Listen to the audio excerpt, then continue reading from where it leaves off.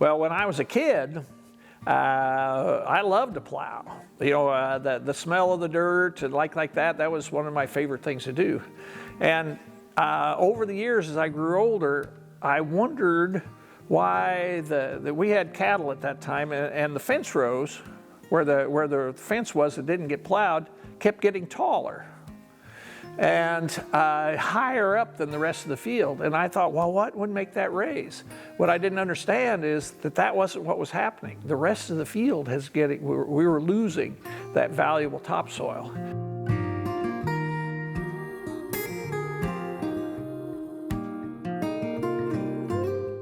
My name's Steve Stierwalt.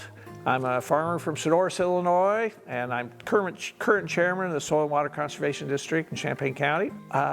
Farmers, in my opinion, are not opposed to conservation. They're very open to conservation.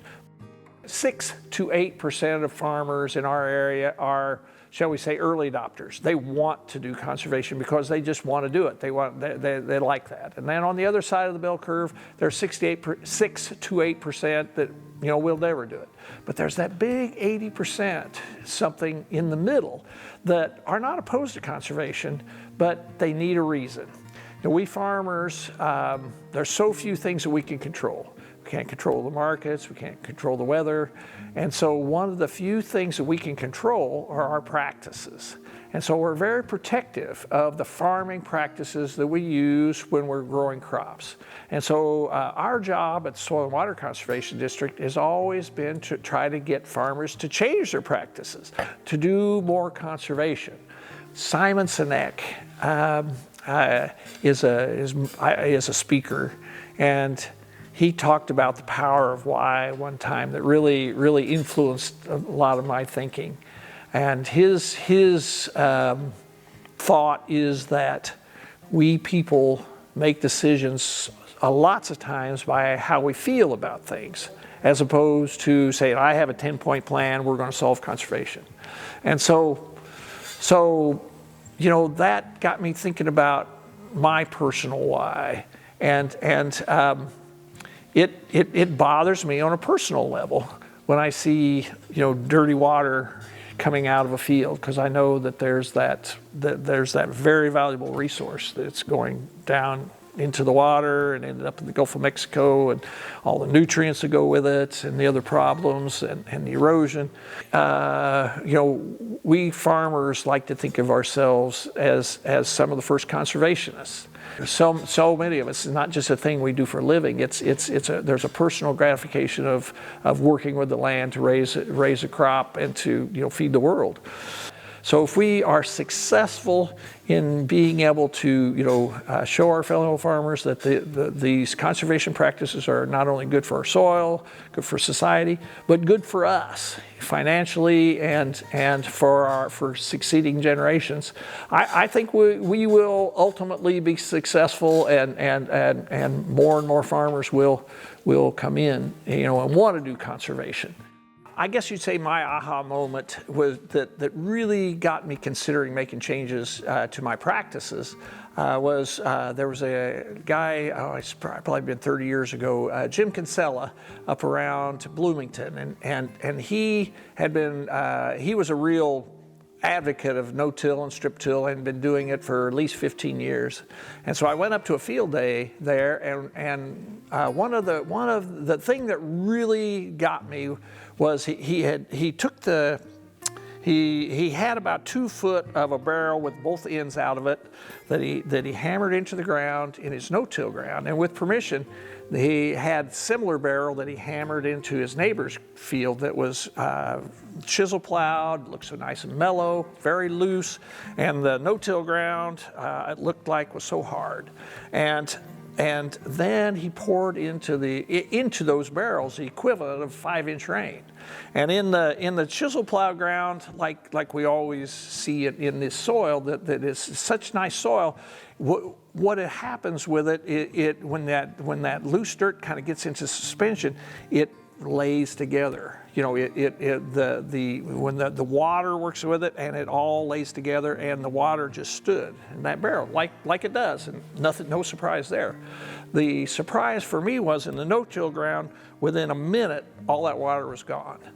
And that was, the ground looked hard. It looked, there was residue there, and you know, for us in these flat black soils, too much water in the springtime is a real problem. And I wanted to understand what happened there. Where did that water go and why? And that led me into soil health.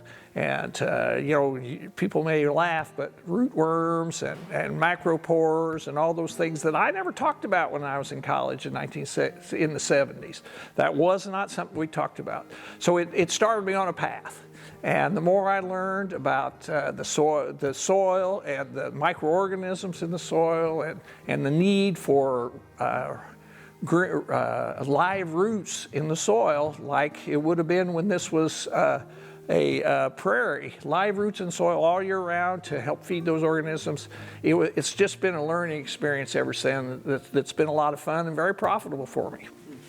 And one of the biggest surprises for me is about 5 years into no-till, the profile, the soil structure started to change. In a prairie soil like this would have been back when it was the prairie, you have a very blocky structure. The soil particles are blocky, and they kind of lay together, but there's air spaces in between. And there's places for water and roots and like that. But what happens every time we till this soil, we break those soil particles from bigger to smaller to smaller to smaller every time we till it, and then they lay together closer.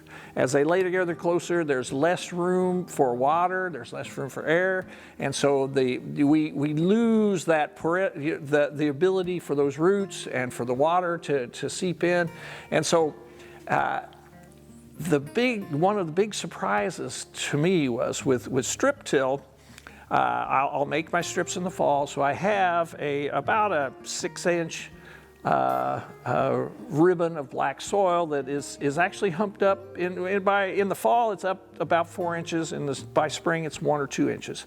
So that warms up and dries out quicker than the rest of the field. So I'm actually able to plant earlier than some of my tillage friends that you know are waiting for all. And with the no-till, it's a lot firmer, and with that blocky structure that over time comes back, it's firmer and supports these heavy tractors. So I've seen an ability to go out and plant earlier, and especially with soybeans now, we've learned a lot that April planted soybeans have an advantage. So over time, it has saved me, the no-till and strip till has saved me a lot on fuel, and it's allowed me to plant earlier and into better soil than I had before. A dear friend that when he retired, gave me a chance to farm his farm. And I asked him when I started, are you okay with these conservation practices, no-till, strip-till, like that? He said, it's up to you, do it however you think best. And this is a farmer that's, you know, very good farmer, always did a good job, always kept everything clean. And for him to see these cover crops out there and residue on the field, I'm sure it was very uncomfortable. It was probably 10 years that we've been doing that, and he said, you know, that really works. And that was, I really felt good about that in his own time, you know, he watched what was going on, and he never tried to make suggestions, but came to his own conclusion on that he was real happy about it. And a friend of mine, that's my age, middle adopter farmer, great farmer, tried cover crops in the last 3 years, and it was actually with the program from the Department of Ag, Partners for Conservation. He was in that program, and this year told me that you can teach an old dog new tricks.